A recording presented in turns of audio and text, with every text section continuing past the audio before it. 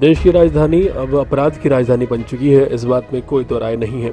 जो क्राइम गांव देहात में भी सुनने को नहीं मिलते, ऐसे ऐसे जघन्य अपराध अब राजधानी दिल्ली में आम बात हो गई है। कल दिल्ली के हरिनगर इलाके के अशोक नगर में एक ऐसी वारदात हुई जिसने सभी को सोचने पर मजबूर कर दिया। पूरे मामले में आरोपियों की तस्वीर पुलिस ने जारी की है। इसमें सभी आरोपी नजर आ रहे हैं।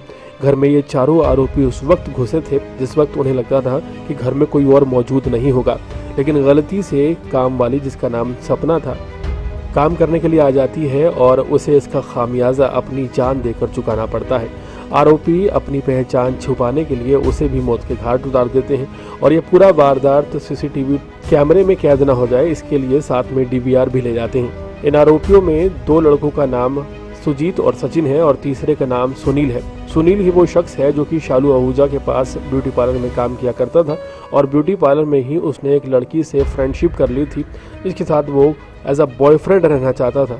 इसी बात से नाराज होकर शालू आहूजा ने और पति समीर आहूजा ने न सिर्फ डांट फटकार लगाई थी, बल्कि ऐसा कहा जा रहा है कि अनिल को समीर आहूजा ने पीटा भी था। वहीं इसके बाद नौकरी से निकाल दिया गया था अनिल को और दिन पहले ही ये बात हुई थी और 10 दिन बाद अनिल ने अपने दोस्तों के साथ अचानक समीर आहूजा के घर पर धावा बोल दिया। वहीं बच्ची जो कि फर्स्ट फ्लोर के ड्राइंग रूम में कंबल के नीचे सो रही थी, वो किसी तरह बच गई क्योंकि इन जालिमों की नज़र उस बच्ची पर नहीं पड़ी और साथ ही साथ ड्राइवर थोड़ा सा लेट आया और ये उसकी किस्मत कह लीजिए। वहीं नौकरानी की बदकिस्मती कह लीजिए कि वो उस वक्त पर पहुंच गई जिस वक्त पर यह हत्याकांड जारी था।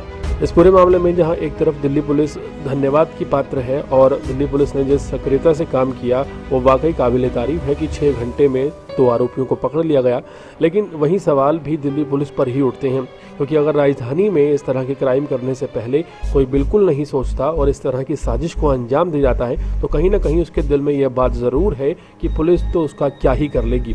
और सीसीटीवी कैमरेज जहां दावे किए जाते हैं कि दिल्ली में मुख्यमंत्री योजना के तहत बहुत से सीसीटीवी लगाए गए हैं, तो इसका मतलब अपराधियों में यह बात साफ तौर पर जाहिर है कि सीसीटीवीज उनका कुछ नहीं बिगाड़ सकते। कानून और प्रशासन इतना ज़्यादा लचीला होने की वजह से दरअसल अपराधियों के हौसले बुलंद हो जाते हैं और अपराधी राजधानी जैसी एक सिक्योर जगह पर भी ऐसी जघन्य वारदात को अंजाम देने से नहीं चूकते। साजिशकर्ताओं की प्लानिंग के मुताबिक वो ये दिखाना चाहते थे कि घर में चोर आए थे और इसी साजिश के तहत उन्होंने लैपटॉप और कुछ कैश भी उठा लिया था ताकि पुलिस इस पूरे मामले को लूटपाट का मामला बता सके और बाद में ये लोग फरार हो जाएं।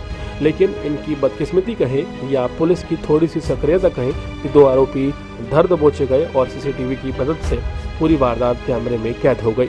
हाल फिलहाल जहां दंपति अपनी जान गंवा चुका है, वहां काम करने वाली घरेलू सहायिका सपना ने भी अपनी जान गंवा दी है। सपना का पति भी छोटा मोटा काम करता है और उसकी भी एक छोटी बच्ची है।